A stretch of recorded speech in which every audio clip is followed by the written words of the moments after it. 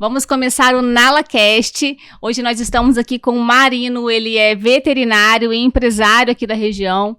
Ele vai contar um pouquinho da trajetória dele e sobre corpo estranho, a ingestão de corpo estranho, que é um problema que atinge tantos cães. Antes eu vou falar dos nossos patrocinadores. Nós estamos aqui com a Drogavet Volta Redonda, uma farmácia de qualidade que manipula medicamentos para o seu pet. Pensa no medicamento fracionado, no peso do seu pet, da miligrama ideal e palatável.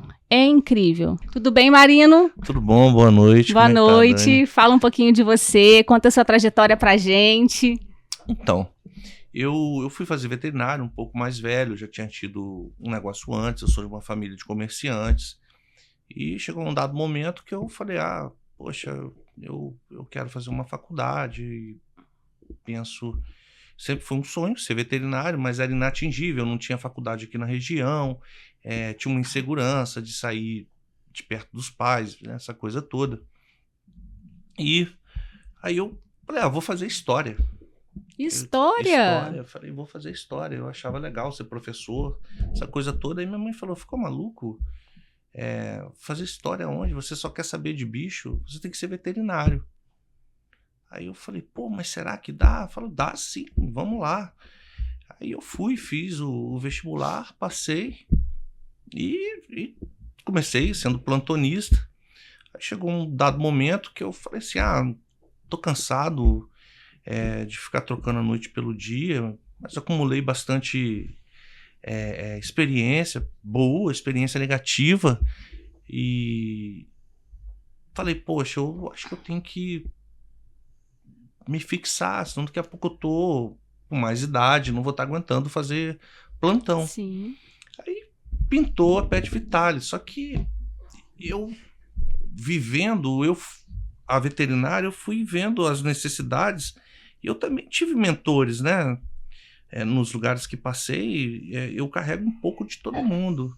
E a Pet Vitale é esse pedaço de tudo, de convicção, de um monte de coisa. E tá lá, estamos funcionando, tá indo bem, graças a Deus. Acho que a gente consegue entregar para o nosso paciente o que de fato o paciente merece como tratamento. Com certeza. Né? Graças a Deus. Né? E a Pet Vitale, ela existe há quantos anos? Ela tá com 8 anos, né? Com 8 anos que a gente Bem estabelecida no mercado, né? Graças a Deus, né? Muita luta, né? Sabe o que é legal, Marino? Às vezes eu falo da Pet Vitale para algumas pessoas, as pessoas falam assim, aquela clínica da patinha. Olha a referência que você criou. Então, quando eu fui comprando os instrumentos, o mobiliário, foco cirúrgico, mesa pantográfica, raio-x, tudo, fui comprando tudo. Eu comecei a montar uma clínica de trás para frente. Só que eu observava que, como é que era uma clínica veterinária? De modo geral, era uma casa que o cara colocava uma placa. Uhum. Então, identidade visual não existia. Verdade. Não tinha esse conceito de você olhar para algo na veterinária, não tinha. Claro, as grandes marcas, né? Pedigree pela cor, né? A ração, né? No caso, essa coisa toda. Mas uma clínica veterinária que você localizasse ela, um hospital, um serviço em saúde veterinária, que você conseguisse localizar ele feito ali, NalaCast, você bateu o olho e saber já do que se trata, não tinha. Eu falei, eu preciso de uma identidade visual. Então aquilo foi uma construção mental. Numa das madrugadas, eu falei, eu tenho que fazer alguma coisa que puxe, que a pessoa fale assim, é aquele lugar. Uma excelente sacada. Deu a hora do medicamento da Nala, só um pouquinho, tá, Marino? Jéssica, pega na geladeira, por favor. Vocês conhecem a Drogavet Volta Redonda? A Nala está fazendo uso de um medicamento e nós manipulamos com as miligramas necessárias para o peso dela. Então, a gente tem aqui um medicamento palatável, que você não tem esforço nenhum para dar para o seu pet. Você pode escolher o sabor que ele mais gosta. Vem na hora do remédio, filha. É um sonho, né, gente? A questão de cor também, né? Porque em saúde sempre o povo escolhe verde e azul. Sim. Eu falei, não por que não ser alegre, né? Porque o mundo veterinário, né? O mundo pet, ele é meio lúdico, né? Ele é meio pediátrico, vamos dizer assim, né? Ele é o cachorro, o gatinho, ele é o filho de alguém. É o filho que nunca cresce, né? Exatamente. Então, eu pensei o quê? Pô, não é porque eu estou tratando de indivíduos que possam estar adoecidos, que dentro de uma clínica não é só indivíduos que estão adoecidos. Tem gente que vai para check-up, tem gente que vai para vacina, tem gente que vai para um monte de coisas, às vezes não está doente. Mas por que não levar esse lúdico para dentro de um estabelecimento? Aí a gente também escolheu esse palette de cor, que é um pouco mais alegre, essa coisa toda, para criar esse ludismo, essa coisa infantil. Perfeito. E você tem animais de estimação? Aí eu tenho um monte, né? Sério? Tenho. Eu tenho 2 cachorras em casa, uma Shih Tzu, 2 Shih Tzu, mãe e filha. Eu tinha uma gata que morreu há umas 3 semanas atrás. Tinha 3 gatas na clínica, uma morreu também há 2 semanas, 3 semanas, também quase que junto. A diferença é de uma semana. Que barra, hein? Foi ruim, foi triste. As 2, cada uma do seu modo, foi muito triste. Uma a gente assistiu na clínica e não tinha o que fazer. Era dar conforto. A outra foi um mal súbito que a gente encontrou ela morrendo. E nessa hora é complicado, porque eu deixei de ser veterinário. Olha, eu fiz emergência durante quantos anos. E na hora eu pegava minha gata, andava para lá e para cá e não sabia o que fazer. Isso que eu ia te perguntar, como que você se sente num momento desse, sabendo que você é o profissional que trata, que cuida? Eu nem consegui lembrar que eu era veterinário. Eu fiquei enrolado até para colocar a gatinha no carro. Aí peguei trânsito, aí eu olhava para ela, falava, pô, Mili, aguenta aí que eu já tô chegando. Aí ela chegou parada na clínica, a gente conseguiu reverter. Ela ficou alguns minutos, uns 20 minutos, entubada, e logo faleceu. Mas eu senti muito. Mas assim, tento encarar a morte como algo inevitável para todo mundo. Acho que a veterinária ensina muito a gente a encarar os fatos da vida de certo modo. Claro que não é que você não tem luto, né? O luto ele rola, com certeza, com todo mundo. Só se você for doente, que você não fica enlutado, né? Mas a veterinária, eu acho que ensina a gente a cumprir, né? Saber que tem um começo, um meio e um fim. Né? Porque se você for pensar como é o mundo que o veterinário vive, o veterinário ele tem muita vitória, e é isso que vai alavancando a gente para frente, né? Puxando a gente ou levando a gente, mas também a gente acumula tristeza, a gente não consegue salvar todo mundo, né? Esse status de Deus, né? A gente não vai conseguir nunca. Então a gente também tem que aprender a lidar com perdas. Mas bichos, eu tenho 2 cachorras, hoje tem 2 gatas na clínica, eu tenho 4 cavalos que trato como pet. Uau! Eu gosto, quem me levou pra veterinária foi o cavalo. Você cuida deles, como veterinário também. Não, aí eu tenho minha veterinária. A veterinária ela é dividida em grande porte, animais de estimação, como é isso? Na minha época, era que você era preparado para fazer tudo. Aí houve o advento, né, da especialização. Né? Um especializava numa coisa, aí ficou assim, a galera do grande e a galera do pequeno. Né? Do pet, a galera de produção. Aí depois começou clínica médica, clínica cirúrgica, imagem. Hoje a gente já tem subdivisão na cirurgia. Tem cirurgia urológica, microcirurgia, neurocirurgia. Então, isso foi avançando. Isso é uma transformação dos últimos anos na veterinária. Então, assim, a veterinária é uma ciência relativamente nova, que ela vem a cada dia se tecnificando mais. É muito bonito ver essa transformação. Então, aí tinha um episódio da Lécia, não sei se era um episódio ou um filme inteiro, eu não consigo me recordar se a Lécia era uma série ou se era filme de sessão da tarde, feito 2, 3 horas de filme com aqueles intervalos, né? Que a Lécia sofreu um acidente de carro e morria. Não morria, não. Ela não morria. Ela sofreu um acidente de carro que ela estava dirigindo. Eu nem sei se ela sofreu um acidente de carro, ela dirigia. Só que na minha cabeça, como criança, falava, é impossível num cachorro dirigir, esse cachorro vai bater com o carro e vai acabar morrendo. Aí eu tinha crise de choro. E minha mãe tinha que sair comigo, dar uma volta. Eu até lembro o percurso. Ela me levava ali na escola técnica, me levava até lá no Cantinho Alegre, que hoje é o depósito da prefeitura, onde passa em frente à Cobrap, e voltava. Só que na hora que eu chegava em casa, eu voltava a chorar, porque tinha acabado o filme e eu não sabia o que tinha acontecido com a Lécia. Aí meus irmãos falavam, não, ela não morreu não, nem bateu com o carro, ela conseguiu parar o carro, essa coisa toda.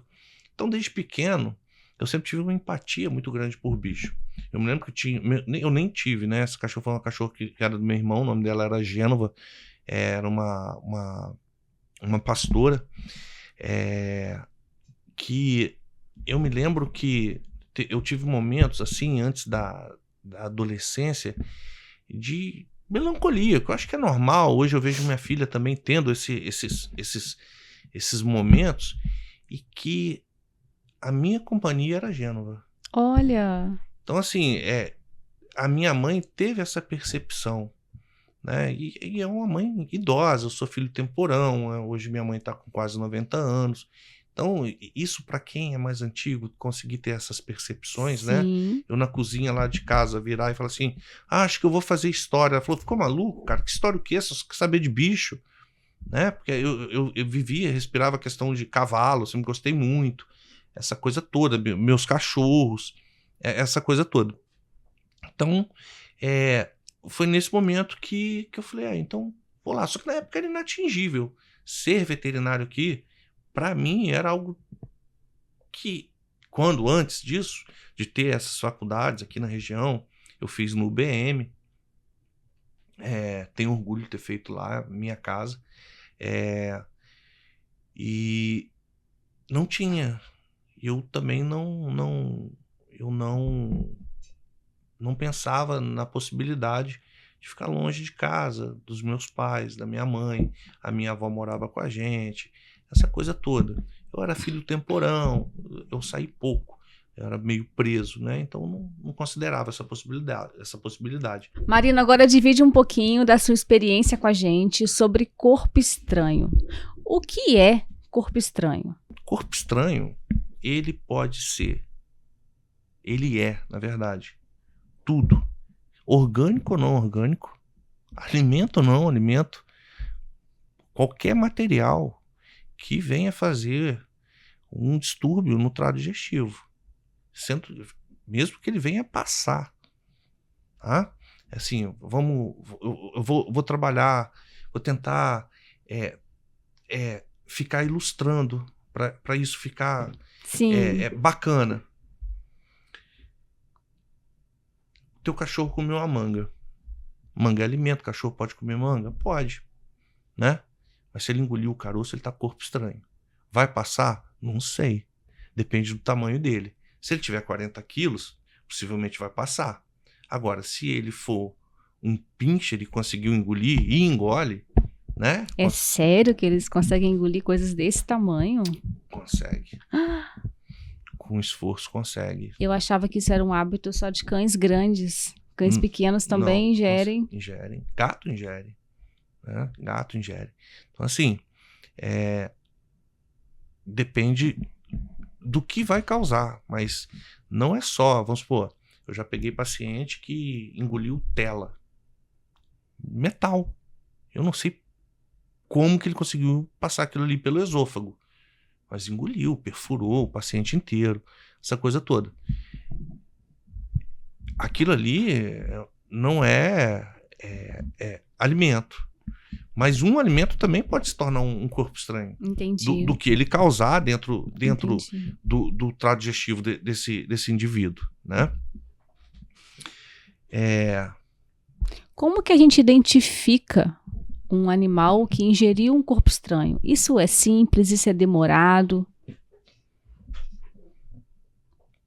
Olha, não é para ser demorado. Quanto mais demora, pior o prognóstico. Isso praticamente em toda patologia ou em toda desordem, né? Quando você me pergunta como a gente identifica, você está olhando do ponto de vista Do tutor. do tutor.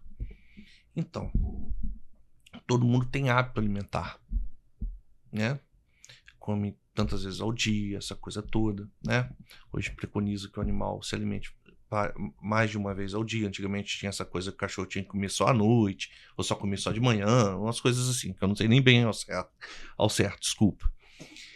Mas você começa a observar que o teu cachorro tá com apetite seletivo, ou tá com apetite preservado, mas tudo que come vomita, né? Ou fezes com sangue, ou muda o padrão das fezes e começa a vomitar.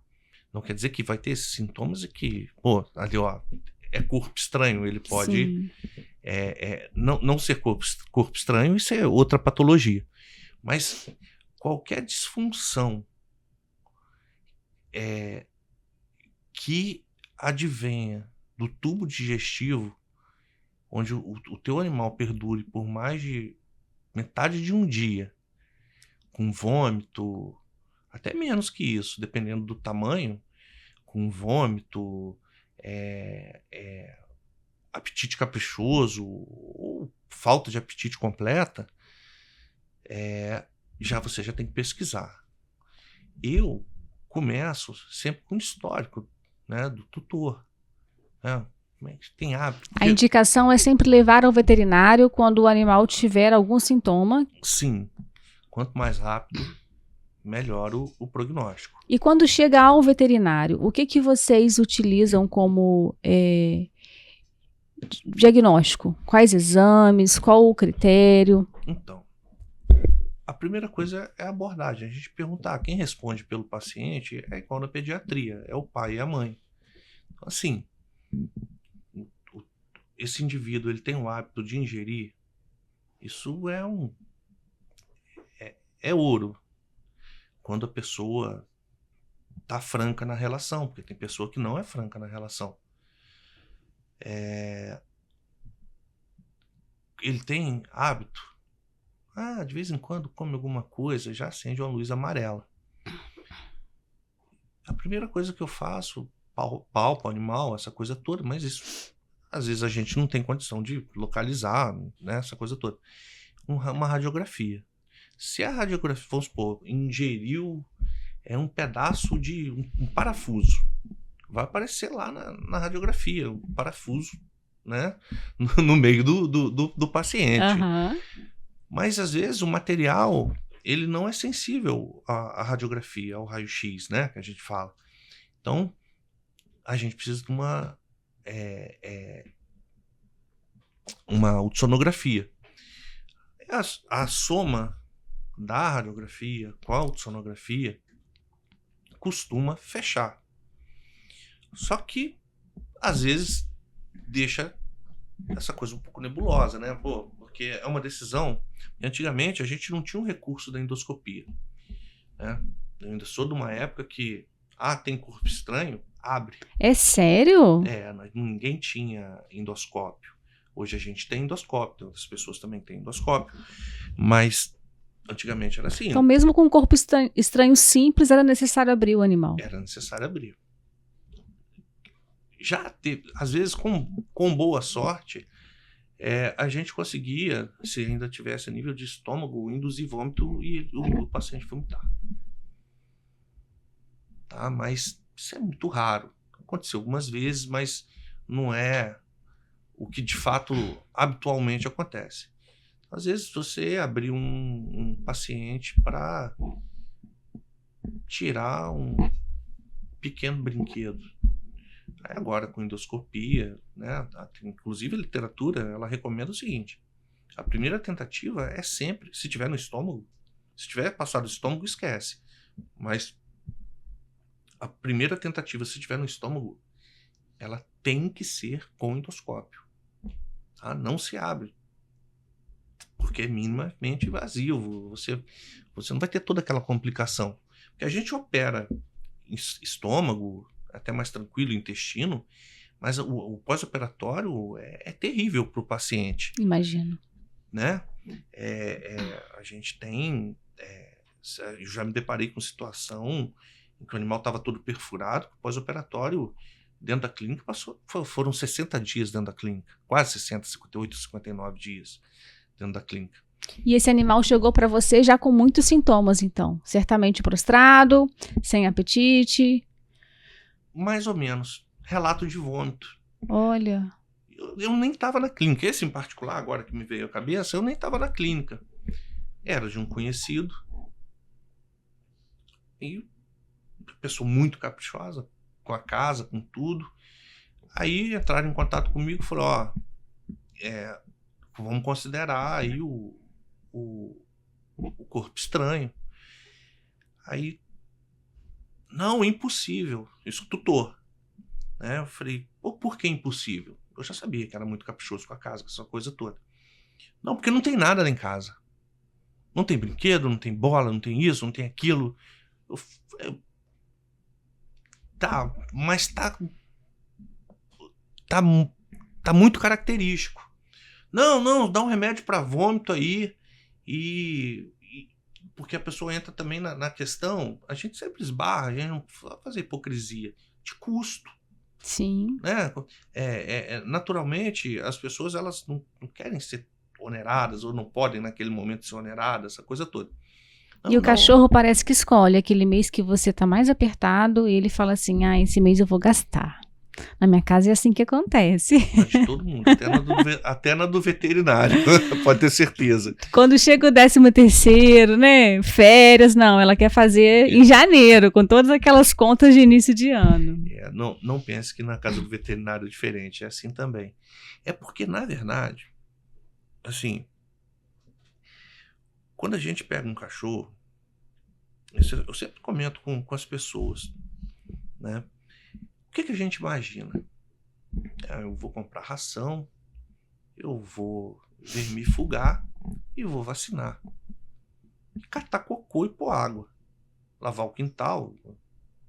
Dia sim, dia não. Depende da conformação do quintal. Um banhozinho de vez em quando. Um banho de vez em quando, essa coisa toda. Só que o cachorro, ele tem outras necessidades. E tem a surpresa também, né, que aparece no meio do caminho, a doença, o final da vida, né? Ele começa a ter as degenerações inerentes a perder a juventude, perder saúde, essa coisa toda. E as pessoas acabam se esquecendo disso, né?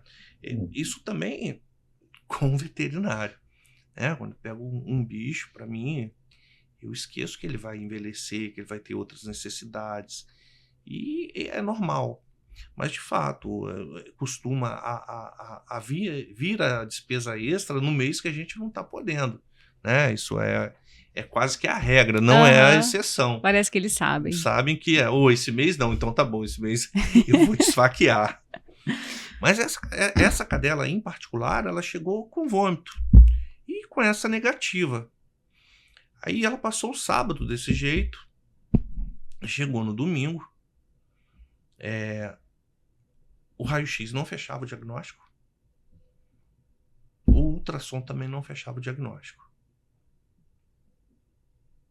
E ela também não parava de vomitar, nem com remédio que faz todo mundo parar de vomitar. Vamos dizer assim, né? Mas é um remédio, o Maroptan, que é um medicamento usado na medicina veterinária, não é usado na medicina humana para controle de vômito e para controle de dor. Que agora descobriram que ele também é para controle de dor, mas ele é o Serene, é o nome dele comercial. Ele corta vômito. Ele é muito efetivo, ele funciona muito bem. E Quando você usa esse medicamento e não corta o vômito, cara, aí a luz amarela, ela vai para vermelha e piscando. Você fala, pô, não tá legal. Tem algo muito sério aí. Aí, como a pessoa era minha conhecida, eu falei, olha, o raio-x não fechou, porque aí a pessoa começa a te apertar. Pô, mas você também faz exame e não me diz o que tem? Eu falo, cara, mas também a gente não tem essa obrigação. Sim. Sabe? Porque a gente só pode afirmar se de fato ficou convicto, né? No exame. Aí eu falei, olha, cara, clinicamente, para mim, o teu animal tem corpo estranho dentro dele. É impossível, impossível, impossível. Falar, se não abrir, vai morrer. Aí essa pessoa falou comigo, não, mas não pode ser assim. Aí entrou a esposa no assunto, falou, não, tem que abrir. Eu falei, então, abre. Aí eu abri, tinha... tem uma planta que ela dá tipo uma trança no caule dela, igual uma fibra de coco. É um coqueirozinho pequenininho que fica em vaso, que ele dá uma fibra. Aquilo era uma fibra. Aquilo já estava lá, já tinha perfuração no intestino. Perdeu um segmento, uma outra parte. Eu achei que dava para segurar a onda. Nesse caso, então, a cirurgia foi no estômago e no intestino? Foi no estômago, no intestino delgado e no intestino grosso. Quando está no intestino, é mais crítico? Bem mais. Bem mais. Então, o ideal é manipular o corpo estranho no estômago. O ideal é fazer o diagnóstico com ele ainda no estômago. Mas isso é uma loteria. Não tem como você... Tipo assim, a não ser uma coisa que rolou comigo, por exemplo. Eu fico muito...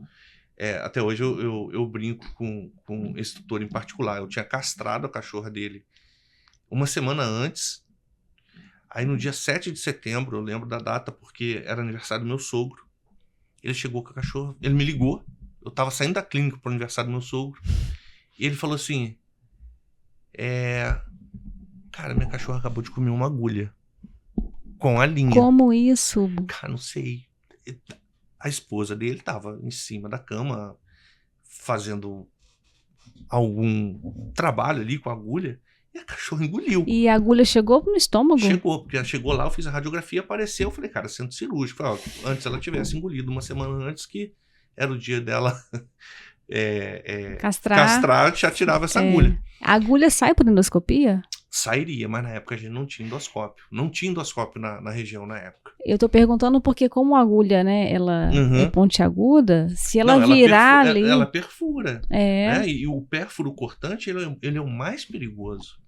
Porque toda aquela microbiota que tem no tubo digestivo, que faz bem, que inclusive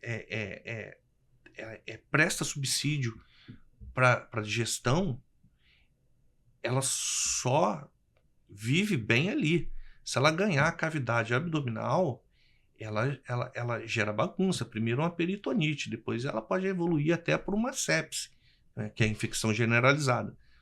Eu sei que muita gente sabe disso, eu tô só reiterando aqui para não ficar muito batendo em questão muito técnica. Perfeito. Tá?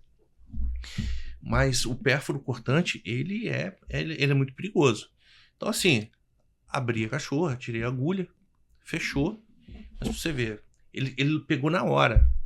E também, talvez a agulha ela não conseguiria ganhar o intestino, porque onde ela bate, ela já, pelo movimento do estômago, ela acaba parando ali em algum lugar. Mas é perigoso sim. Perigoso até de migrar. Se a pessoa não vê, migrar, sair do trato digestivo ir para outro canto ali e se perder na cavidade abdominal ali, então uma trabalheira danada para achar. Né? Deixa eu te fazer uma pergunta de leigo. Existe a possibilidade de algum corpo estranho morar dentro do cão? Ah, não vou mexer porque ele não vai descer para o intestino, de não ser removido? Ou qualquer corpo estranho precisa ser tratado? Então,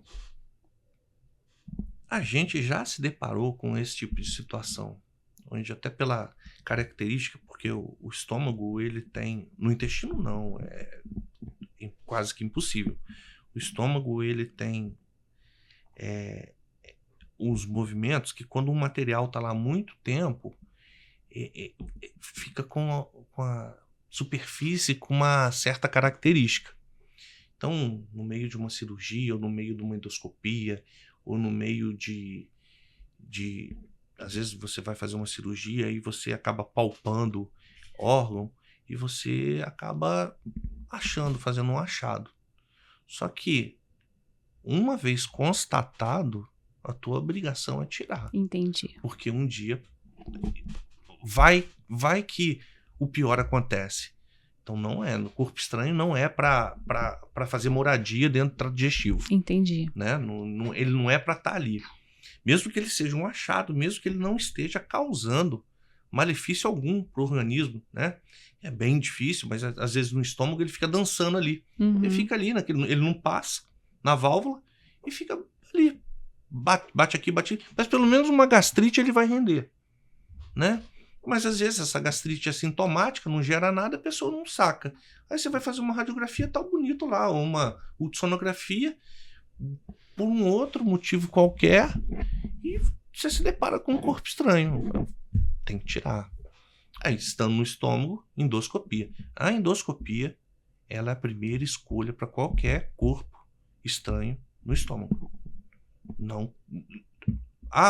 Mas aonde eu levo meu cão? Não tem endoscopista. Conversa com o cara. Chama quem faça endoscopia.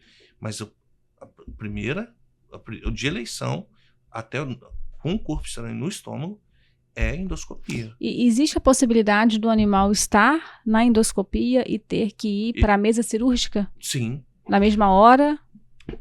Todas as vezes em que a gente está com um paciente na endoscopia, ou tá eu ou o Eduardo de sobreaviso para poder, se não conseguir tirar, o anestesista continua a manutenção da anestesia e a gente entra para abrir. E já aconteceu há pouco tempo. Eu só não lembro o que eu tirei de dentro do animal.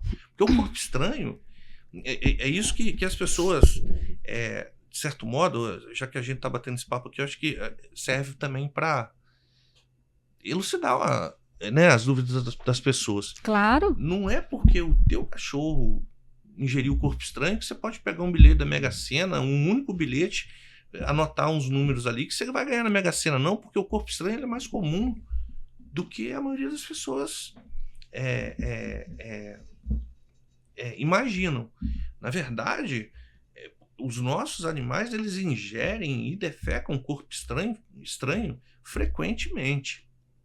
Só que na maioria das vezes eles conseguem defecar. Isso acontece muito na minha casa. Eu já virei analista. Então. Analista de cocô. Quando eu vejo que tá diferente, a gente vai lá, mexe, sempre tem alguma coisinha. É incrível. Então, olha, isso eu sei de tudo já que aconteceu com a Nala, de questão de distúrbio gástrico, né, de ingestão. Por algumas vezes ela teve que haver intervenção aberta e por endoscopia. Ela já teve mal, já teve grave por causa disso. E por outras vezes a gente esperou, né? A gente assistiu o parto, né, do corpo estranho. E que parto, hein, Marina? Porque a gente fica esperando, fica minerando o cocô, como se fosse sair ouro. E é ouro, porque rola um alívio. E o distúrbio, essa questão de ingerir corpo estranho é sério, porque pode matar. No final, se não tratado, e dependendo do que do tamanho, é multifatorial, vai matar esse indivíduo.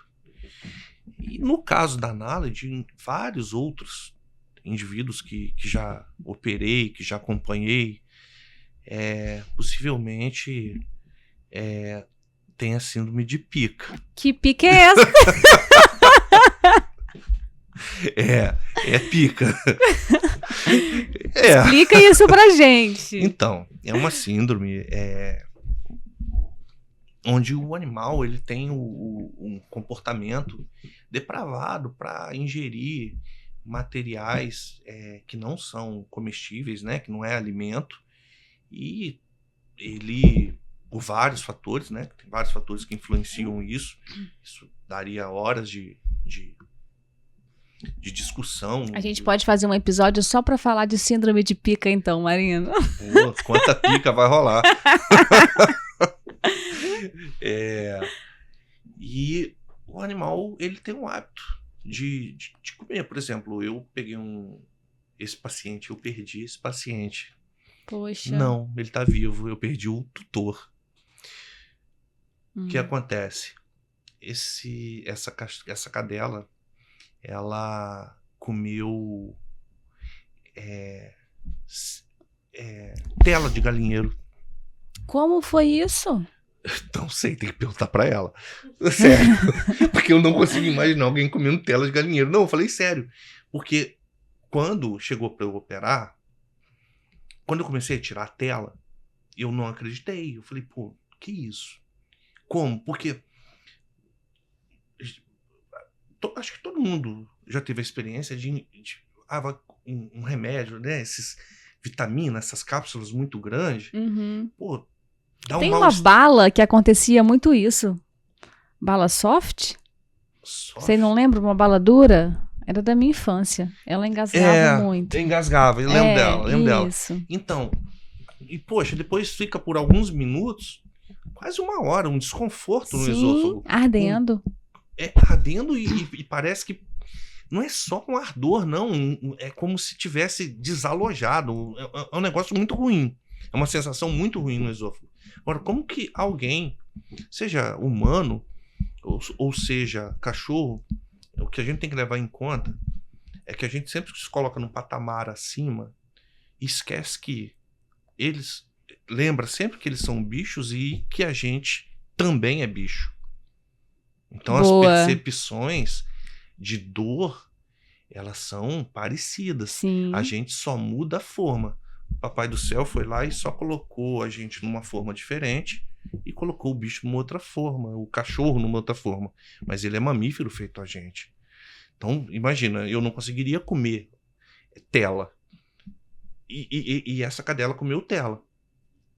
E ela teve várias perfurações, deu tudo certo, graças a Deus. Sobreviveu, segurou um monte de dia de internação, porque o pós-operatório foi punk, foi uma loucura. Só que esses pacientes, que a gente fica muito tempo em contato com eles se tornam diferentes pra gente, né? Isso na medicina humana também é assim. Aquele cara que segura 2 meses de internação, a equipe começa a desenvolver carinho. Sim. E eu comecei a gostar muito da cachorra. A cachorra é muito bacana. Aí no dia que ela teve alta, eu bati na cabeça dela. Ela era uma cachorra mais brutinha, feita nala assim. Falei, olha só, maluca, você não come mais isso não, hein? Você não me apareça pra aqui pra isso. O tutor não ficou feliz, não. Na hora ele não esboçou, fez uma carinha feia assim, mas falei assim, pô, é só uma brincadeira carinhosa, né? E ela voltou a comer a grade. A mesma tela? A tela. Não sei quanto tempo depois, um ano e pouco depois, ela voltou a comer. Era um hábito. Era a pica. Era a pica. Aí, a gente tem clínicas que são parceiras. Porque talvez as pessoas imaginam que no mercado veterinário, as pessoas... Vamos supor, eu sou dono de uma clínica, sou inimigo da clínica B, C. Não. A gente é parceiro, um empresta coisa pro outro, troca ideia, tira dúvida, empresta coisa. Existe uma comunicação perfeita, estreita. Sim. Né? A gente consegue ser concorrente sem ser inimigo, né? Então, aí chegou a nossa ultrassonografista lá, que ela e a mãe, tem uma clínica aqui em Volta Redonda também, e falou assim, ó, fulana de tal tá lá para tirar corpo estranho. Engoliu de novo, porque ela que tinha feito o diagnóstico. Na época, engoliu de novo tela. Eu falei, pô, mas por que não veio tirar aqui? Ela falou, o dono dela não tá muito satisfeito contigo, não. Eu falei, mas por quê? Porque você falou que ela é louca, que ela é doida. Aí eu falei assim, pô, mas não é? Com certeza. Com certeza. Falei, pô, ela,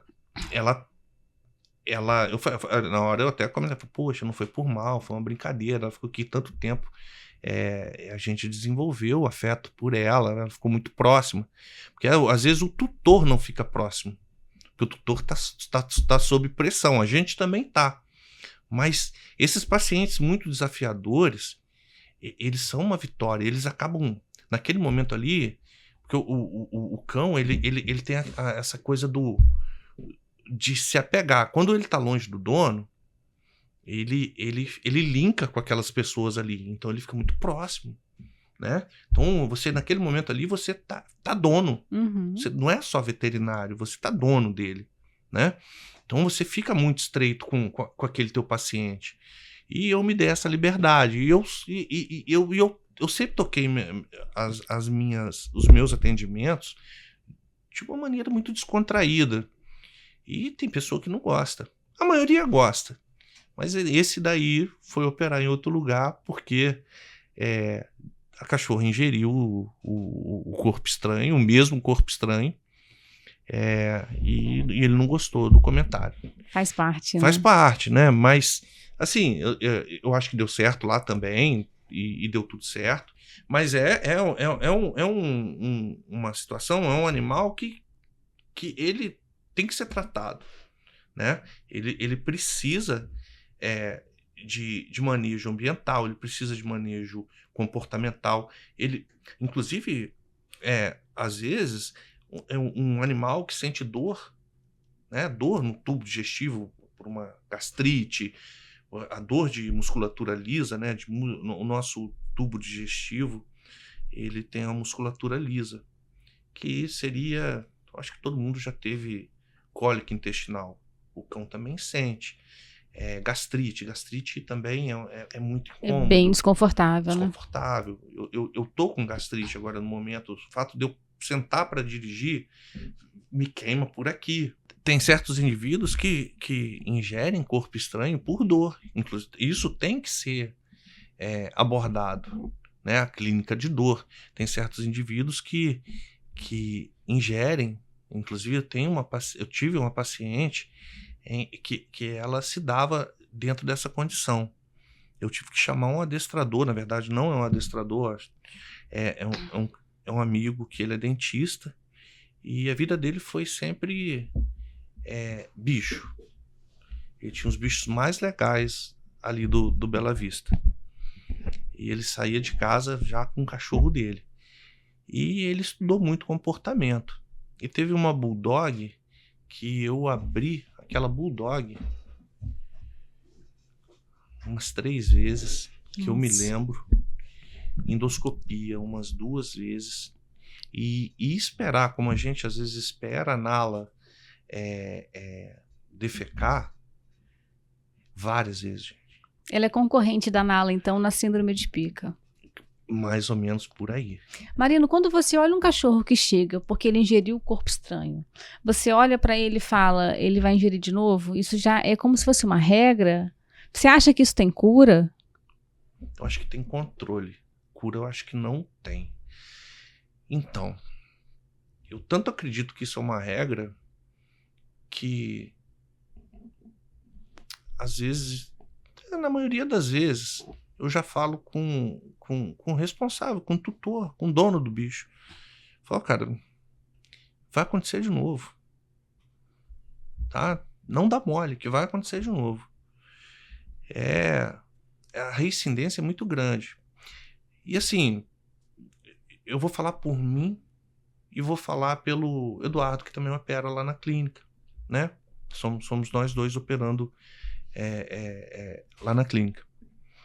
A gente gosta de operar. A gente tem prazer em operar.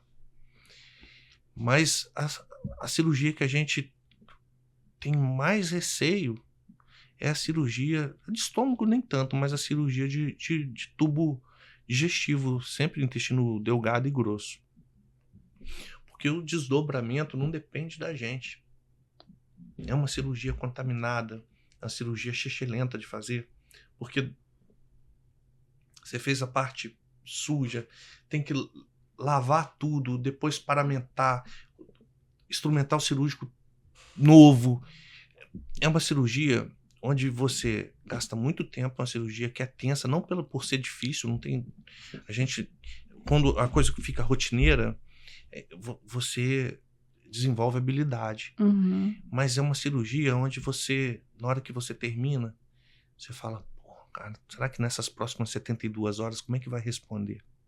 Depende do paciente, Depende né? do paciente, depende se teve extravasamento, depende de como que tava a alça, se tava em ilho paralítico, né? O que acontece? A gente pega animal com corpo estranho já há tanto tempo, que eu vou explicar o que é ilho paralítico, que ele já tá todo inflamado. E o que faz a movimentação, né, a peristalse do trato digestivo do cão e a nossa, são neurônios, né, o sistema nervoso. Quando tem um processo inflamatório exacerbado ali, fica tumefeito tudo, e isso para essa comunicação é interrompida enquanto aquele ambiente está daquele modo ali. Então você ainda tem que estimular. Tem cirurgia que, além depois de operar, você tem que fazer carinho no intestino para voltar à motilidade, tentar restabelecer a motilidade, entrar com drogas para restabelecer essa motilidade. Então, assim, não é fácil, né? Às vezes você tem que abrir de novo, que aí o bicho fez descenso de sutura ali no intestino. Não é uma cirurgia que, pra gente, a gente vai lá, faz, fala, pô, graças a Deus, resolvemos um problema. Não. Viemos, estamos aqui, fizemos isso daqui, mas até aqui deu certo. Daqui para lá ainda vai ser uma... inclusive, a fala é a mesma. Ó, até aqui tudo certo. Daqui para cá, daqui até a alta, inclusive a gente só considera um paciente restabelecido numa cirurgia de corpo estranho intestinal na alta. Nossa. Quando ele faz o primeiro cocô dele duro. De tão complexo que é a cirurgia. A cirurgia não é complexa. Não estou desvalorizando a técnica cirúrgica, mas a recuperação é complexa. Os desdobramentos daquela agressão que aquele sistema recebeu é preocupante. A gente não sabe como que... Dá até para ter ideia. Se você pega ali uma cavidade abdominal, mesmo um corpo estranho íntegra, show de bola. Mas mesmo assim ainda pode ter desdobramento ruim. Mas se você pega uma toda bagunçada, por exemplo, gato é danado para comer linha. Quantos gatos eu já vi com linha? E às vezes a linha agarra no dente, agarra na garganta ali. Nossa. E vai, às vezes sai lá no reto. Aí isso faz uma sanfona. Tô imaginando aqui puxando a linha. Mas você sabia que a gente às vezes abre, se não tem perfuração, a gente abre o intestino só para soltar a linha nos pontos ali, para não esgarçar a mucosa e chegar na serosa do intestino, né? Não pegar todas as camadas do intestino e abrir. A gente vai abrindo alguns pontos do intestino para ir liberando esse fio, esse corpo estranho linear, para a gente tirar. Né? E o intestino ele fica sanfonado mesmo, ele faz isso aqui assim, ó. Né? Como se fosse, como se ele fizesse uma sanfona. O corpo estranho linear ele é perigosíssimo, porque eu já me deparei com um paciente onde eu abri e falei, cara, não tenho o que fazer. O paciente, o corpo estranho era linear, foi comprimindo ali os segmentos do intestino, onde abriu quase que tudo. Sabe? Então, assim, morreu. Não tinha o que fazer. Tava tudo aberto. Você falando em cirurgia de intestino, me lembrou uma vez que a Nala, ela fez o 2 e aí saiu uma rabiola. Só que a rabiola não saiu por inteiro. Aí ficou eu rindo dela, o Eduardo falando, tira isso, e a gente teve que puxar A rabiola? a rabiola, porque não tinha saído tudo, ficou preso. Mas deu tudo certo, já tava ali na beiradinha. Quando tá no Mas no ela ficou reto, uns 5 minutos ali andando com a rabiola pendurada. Então, quando tá no reto, tranquilo, vai sair, porque passou por tudo. Agora, quer ver um negócio para matar cachorro? Perereca. Não é perereca anfíbio, não. É bolinha de perereca. Bate no estômago, dá uma dançadinha ali durante algum tempo, você não dá falta. Normalmente quem tem perereca, ou tem a pererequinha lá, a bolinha, pra brincar com o cachorro, ou porque tem criança. Uhum. Quem tem uma bolinha acaba não prestando muita atenção nessa bolinha, ou às vezes tem até várias bolinhas. Aí o cachorro ingere. Aquilo dá uma dançada ali no estômago, daqui a pouco passa pro intestino. Chega no intestino, ela fica encarcerada ali. Aí ali é necrosa. E o cachorro entra numa clínica horrorosa. Na hora que você abre, você não sabe o que é. Claro que sabe, né? O que é de dentro do intestino, o que é de fora. Mas você já está com um paciente grave, né? Você já tem um paciente dentro do transoperatório muito grave. Por isso que o diagnóstico precoce é tão importante, né? É fundamental. Me fala uma coisa, qual dica você daria pra gente, como tutor de pet, para que esse hábito não seja contínuo? O que a gente pode fazer para evitar? Então, primeiro é determinar a causa, né? Quando você determina a causa, você diminui muito a incidência. Mas não é só isso. Alguns animais vão precisar de antidepressivo, alguns animais vão precisar, não digo no caso da Nala, porque a Nala tem um ambiente dela enriquecido pra caramba. Mas tem alguns animais que vivem de tédio. Todo mundo fala assim, queria ter vida de cachorro. Gente, vida de cachorro não é legal. Vida de cachorro, se você for pensar bem, talvez as pessoas não tenham pensado desse modo que eu vou colocar aqui agora para vocês. Mas talvez isso sirva para quem tem cachorro.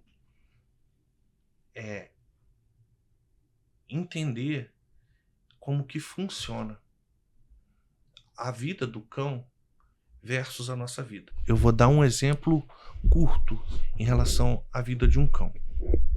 Vou falar das minhas 2 cachorras lá em casa. Quando eu saí, elas estavam lá na areazinha que elas ficam. Possivelmente, minha filha mais velha levou elas lá pro 2º andar, porque essas noites têm sido muito frias. Mas, de qualquer modo, a minha filha estava estudando, a mais velha, que está em semana de prova, a mais nova estava com 2 amiguinhas, lá vendo tablet. Quando eu saí, as 2 cachorras estavam lá. Eu vim aqui, antes da gente começar, a gente bateu papo, riu, tomamos café, a gente conversou a respeito da nossa vida, a respeito de cão, a respeito de tudo, a gente se sociabilizou. A gente começou a gravar, começamos a conversar, tá gostoso. Daqui a pouco isso aqui vai terminar, a gente vai trocar mais um pouco de ideia e todo mundo vai para sua casa.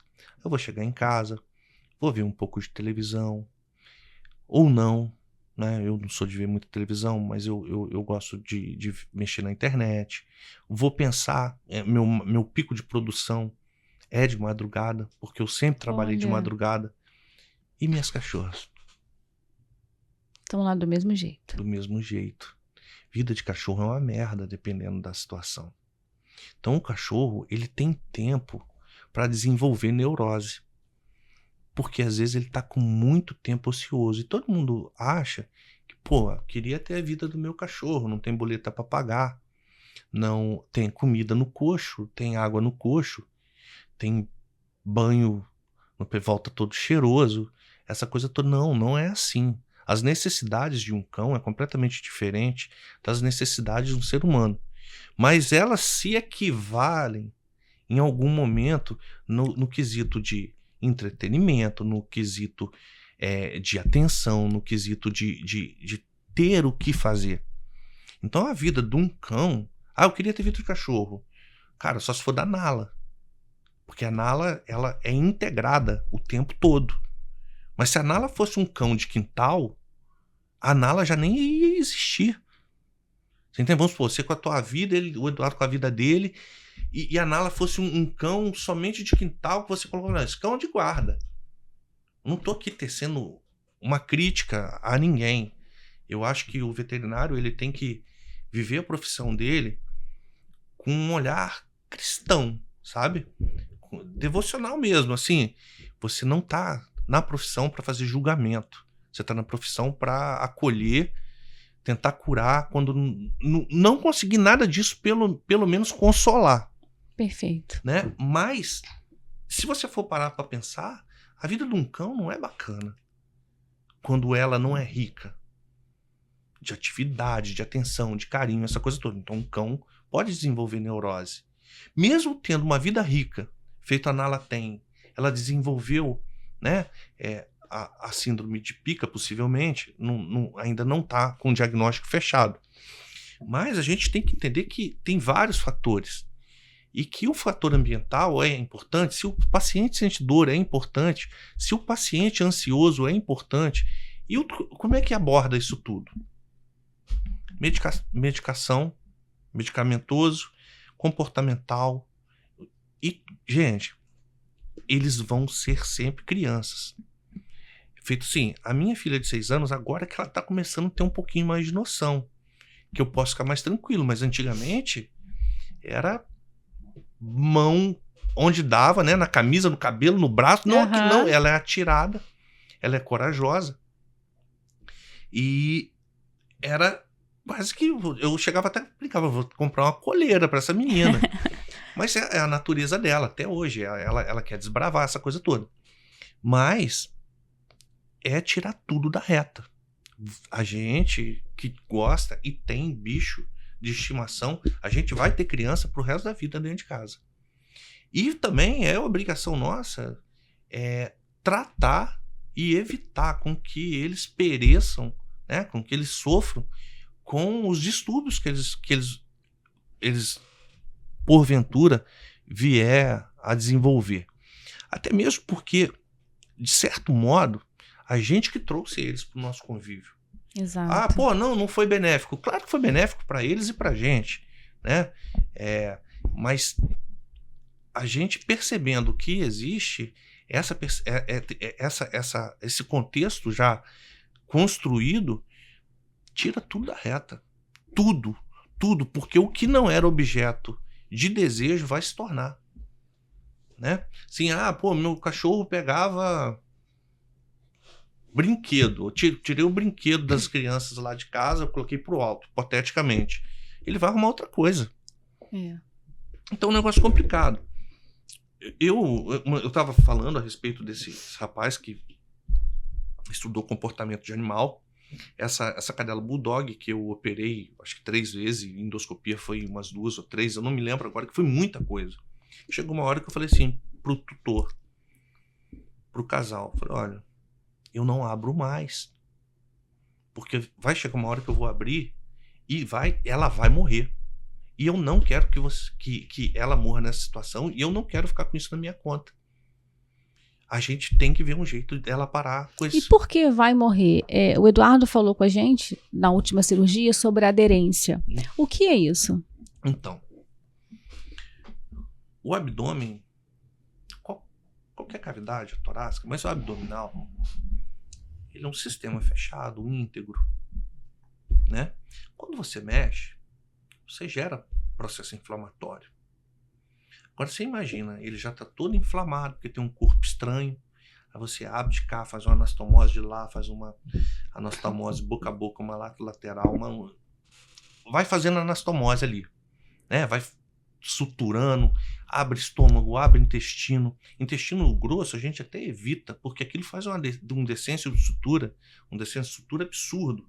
Intestino grosso é difícil de sutura, o intestino suportar sutura.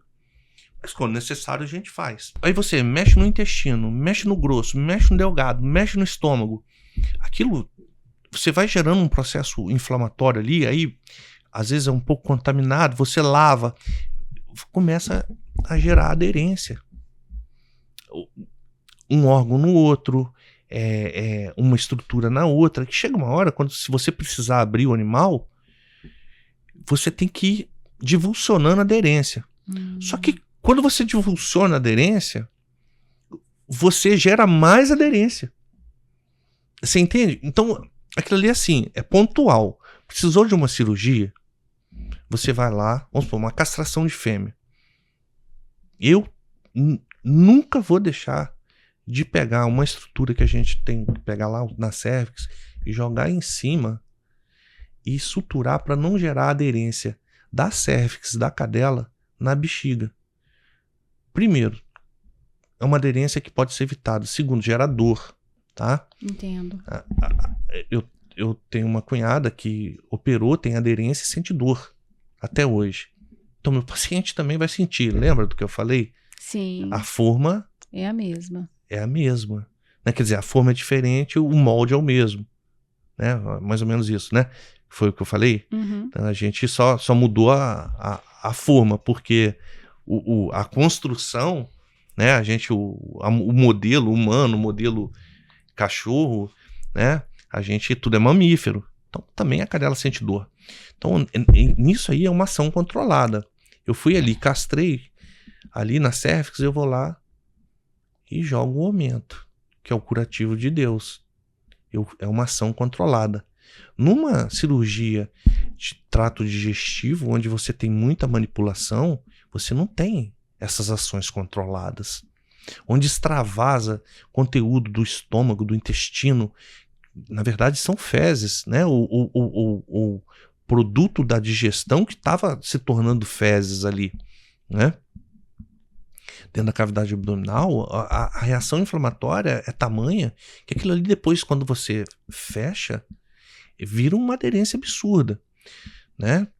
Eu já tive paciente que eu tive que reintervir, né? Fazer uma nova cirurgia. Na hora que eu abri a cavidade, a reação era tão intensa que a luz do foco batia assim e saía fumaça. De tanta celularidade, inflamação, infecção, tudo junto ali. Então isso gera uma aderência absurda. Entendi. Em particular, no caso desse outro animal que eu estava falando, eu cheguei e falei, olha, cara, eu não vou abrir mais. Por esses motivos. É porque cirurgia é muito segura, anestesia é muito seguro. Mas cirurgia de intestino, tanto é que vocês veem humano abordado, ele tá com a bolsinha, carregando bolsinha. Uhum. Né? Na humana, na medicina humana, o cara abordou o intestino. Colostomia. A gente não. A gente vai lá e fecha, porque o nosso paciente ele não ia se adaptar com bolsa. A Nala ia comer a bolsinha. Exatamente. O nosso paciente, ele tem um detalhe. Além dele ser uma criança, como toda criança, ele não tem noção da condição dele. Ele não é aquele indivíduo que você vira e fala assim, hoje, minha filha com 6 anos, a mais nova, eu falo, filha, olha, ela machucou um dia desse, eu falo, olha, não arranca a casquinha, isso piora a cicatriz, deixa que o pai vai passar aí um remedinho e tal, não sei o quê. Ela não mexeu. O nosso paciente, o seu bicho, ele não tem essa percepção e ele nunca vai desenvolver. Olha, não mexa nisso. Né? Eu já tive uma situação onde eu abordei o intestino do animal, não foi culpa da tutora, inclusive é uma pessoa que eu gosto muito, e ela tinha que trabalhar. E o animal eviscerou, porque ponto não segura tecido, ponto aproxima tecido.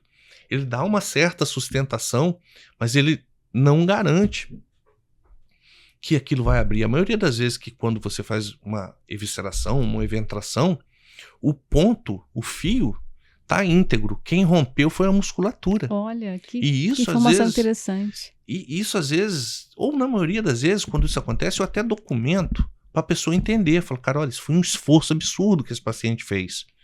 Isso é meio segundo, não é culpa da pessoa. Vai pular do chão pro sofá. Aquela carga em cima da musculatura rompe tudo. Esse cão em particular chegou com um buraquinho assim de 5 centímetros com um pedaço da víscera para fora. Eu tive que reabordar. Na hora que eu abri, tinha um pedacinho do intestino delgado e um pedacinho do intestino grosso. O resto ele tinha comido tudo. Nossa. Porque o cão, todo mundo já observou, quando o cão está com uma ferida, ou mesmo em matilha, né, em grupo, para eles tentarem, quando eles estão feridos, o que eles fazem? Eles lambem. Né? Eles se lambem e lambem aos outros. Você pode ver que o comportamento de matilha é assim. Quando o cão está ferido, ele lambe ao seu semelhante, né? Seu par ali, e quando ele está ferido, ele também se lambe. Então, comeu o intestino. Não, ele estava tentando se curar, né? Ele não se mutilou porque quis. Ele estava tentando se curar. Essa Bulldog que eu tô comentando aqui, eu falei com esse meu amigo, né? Eu tô comentando isso, não é nem fazer jabá para ninguém. Ele atende situações pontuais. Hoje ele trabalha como dentista e às vezes quando eu peço, ele vai lá e auxilia a família. Eu falei, pô, Leonardo, eu tô com tal problema, expliquei o problema da Bulldog. Falei, cara, vai chegar uma hora que essa cachorra vai morrer, cara. E eu não tô vendo solução. Aí ele falou, cara, eu posso te ajudar. Marca uma hora, vou dar o contato deles aí. Entrou aí. Ele me passou um zap, falou, ó, tá tudo resolvido. Aí eu falei, mas como assim, cara? Eu já operei ela 3 vezes, ela já fez endoscopia 2 ou 3 vezes. Agora eu não me lembro. Como que tá tudo resolvido, cara? Esse cachorro eu já tirei de tudo dentro dela. Ele falou, cara, tá resolvido, não vai comer mais. Se eles fizerem o que eu orientei, não vai comer mais. Nada. Eu falei, mas então por que ela comia? Ele falou, cara, ela tomava umas porradas. Eu falei, pô, mas eu perguntei tantas vezes se ela sofria alguma repreenda, alguma coisa. Aí ele falou, não, cara. Nem o esposo sabia. Ela tomava umas porradas, não era porrada assim, de espancamento. Uhum. Umas chineladas, né? Um corretivo. Aí ele falou assim, se você for pensar como um cachorro, quando você faz alguma coisa de errado e o produto do seu erro, você ia esconder aonde? Eu falei, mentira, né? Ele falou, cara, se você fosse um cachorro, para esconder, você ia engolir. É, verdade. Tem né? sentido. Então, eu tô contando essa história, né? Na verdade, eu contei aqui várias histórias, porque a gente tende a pegar num contexto, ou num detalhe, ou numa verdade só. E tem certas circunstâncias que não existe uma verdade. Na verdade, cada caso é um caso, né, Marino? Exatamente. Cada paciente é um paciente. Exatamente. Você precisa entender o perfil do tutor para, de fato, tratar aquele animal. Exatamente. Porque, por exemplo, essa tomava umas porradas. O outro tem a síndrome de pica, que a gente acha engraçado, mas é sério. Porque tem um monte de animal morrendo. Sim. Aqui na região a gente tem recurso, mas onde não tem, morre. Né? Tem outros animais que tomam umas porradinhas e esconde dentro de si, que é o melhor lugar para esconder algo, né? Seria dentro de si, pensando bem, falando, ninguém vai achar isso, né? Ou a possibilidade de achar isso é muito pequena. Só né? se levar no veterinário. Só se levar no veterinário. Ou às vezes nem isso, né? Porque vai passar direto, essa Sim. coisa toda. Mas cada indivíduo, ele tem que ser olhado como único. Porque se você, vamos supor, no caso da Nala, a Nala não toma porrada, a Nala não é negligenciada, a Nala tem ambiente enriquecido, a Nala tem para a visão do humano, nossa, uma vida perfeita, né? A Nala é bajulada, ela é mimada, né? Ela tem uma vida de princesa, né? Ela tem uma vida social estabelecida. A gente tenta. É importante, né? É Até por importante. conta da raça dela. Sim. Se eu tratasse ela numa jaulinha, eu teria uma arma em casa. Sim. Então, assim, por que ela se comporta assim? Aí tem que descobrir. Às vezes, também, dentro do contexto de um distúrbio, a gente não consegue chegar no porquê. Você entende? Sim. Que, às vezes, essas coisas do psicológico, do emocional, às vezes a gente não consegue chegar num porquê. E aí você tem que ir testando, né? Alguns tratamentos. Com isso, com aquilo. Inclusive, a gente precisa falar disso depois. A gente precisa tratar a Nala. Sim. Eu quero tirar essa síndrome da vida dela. É importante. Porque, assim, uma intervenção aberta na Nala hoje seria complexo do ponto de vista das aderências, que a Nala, ela tem muita aderência. E quanto mais mexe em aderência, como falei anteriormente, mais aderência dá. Sim. Porque você tem que desaderir e vai aderir de novo. E aderir, talvez, e possivelmente, na maioria das vezes, de forma pior. Então a gente tem que cortar esse ciclo da Nala de ingestão de corpo estranho. A gente tem que fazer com que a Nala pare ou ingira o menos possível. Você entende? Mas assim, porque o que for de tratamento para ela tem que ser instituído.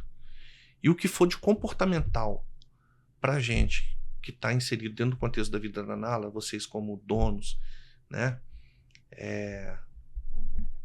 E nós como os veterinários dela, a gente tem que trabalhar essa tríade, Nala, vocês e a gente, para isso funcionar de maneira quase que perfeita. Porque sempre, talvez, vai perdurar uma luta aí dela, nas tentativas dela, e a gente coibindo as tentativas dela. Mas vai dar certo. Se Isso Deus vai quiser. ser um caso de sucesso da Pet Vitale. Marino, muito bom. A gente aprendeu aí muita coisa em relação ao corpo estranho, inclusive como prevenir, né, que os animais possam ingerir corpo estranho. Eu queria te perguntar uma coisa muito séria. Você conhece a Nala Picasso? A Nala agora faz obra de arte. E eu queria entender por que ela não fez na Pet Vitale. Ela esperou a alta para cagar na nossa sala inteira. Eu vi. Por que não foi lá na clínica? Tinha que ser em casa. Ela quer um lugar pra cagar, cara. Não é? Ela me deixou o domingo todo limpando parede. Isso não é justo. Eu vi. O Eduardo ficou todo cagado. Ficou. O Eduardo não estava na sala naquele momento, mas se ele tivesse, certamente estaria. Eu vi a sala. Aí eu perguntei pra ela, falei, Nala, por que não fez na clínica? A gente saiu da clínica É meio-dia. engraçado que ela se sente bem à vontade lá. Sim, né? sim. Ela se sente bem à vontade, mas dessa vez não foi lá. Ela habitualmente ela defeca lá. Mas dessa vez, Aquilo é normal? depois de um distúrbio, porque vem nem lá nem cá, né? Meio pastoso, duro, com água. Eu imagino que a pressão tenha sido muito forte, porque foi a 1,80 de altura. Vamos dizer que foi uma cagada típica, né? Não é que... Não é comum. Esse rio chegou a 500 mil de visualizações. Sério? E comentários de todo tipo. Inclusive de pessoas perguntando se a cachorra tinha explodido e morrido. Sério? Sério. Não, assim, eu vou falar a verdade. É porque as pessoas sempre acham que quando você é veterinário, você já viu de tudo. Eu me surpreendi também. Eu não imaginava que ela teria tanta pressão. Né? Se fosse na Pet Vitale, eu teria rido mais. Como foi na minha casa, eu tive que rir e chorar. Deu um PTzão, né? Deu um PTzão. Então, eu acho que, diante do distúrbio que ela teve, essa coisa toda de espera, aí faz endoscopia, faz isso, faz aquilo, não sei o quê. ela teve interrupção de padrão alimentar, interrupção, junto do padrão alimentar, também do padrão digestivo, né? Porque o padrão digestivo segue um fluxo, né? Na endoscopia que ela fez, você trabalha muito com injeta líquido, suga o líquido, né? Infla ali o estômago com gás, né? Com ar e vai trabalhando ali essa coisa toda. Eu acho que isso tudo também contribuiu. Mas eu acho que talvez as paradas que ela teve de questão alimentar, né?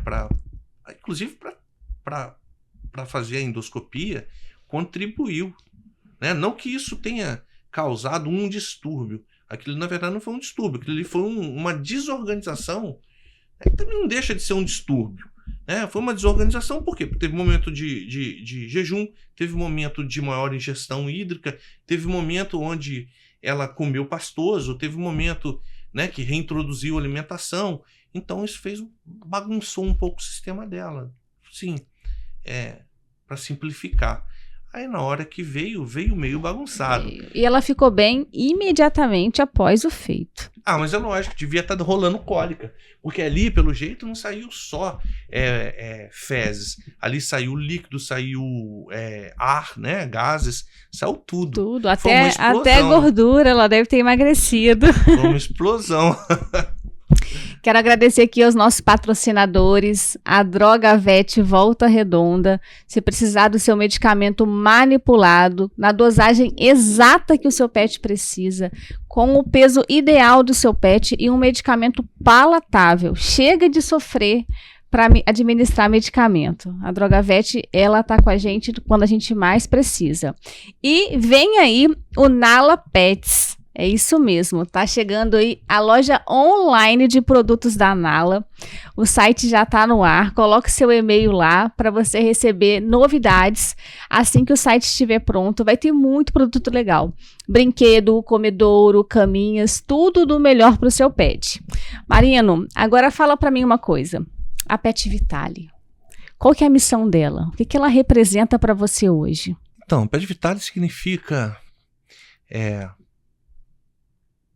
o paciente em primeiro lugar, com tratamento humanizado, com tecnologia de ponta, em todo o curso do atendimento, consulta, diagnóstico, tratamento.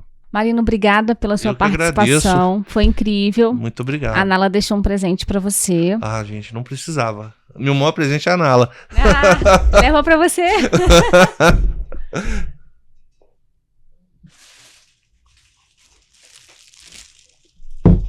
Gente, muito obrigado, viu? Vou abrir aqui.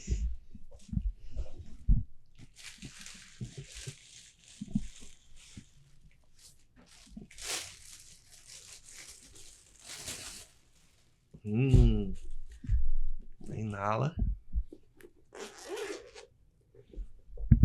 Ai, que gracinha, cara. Pro meu próximo congresso. Espero que você tenha gostado. Eu gostei.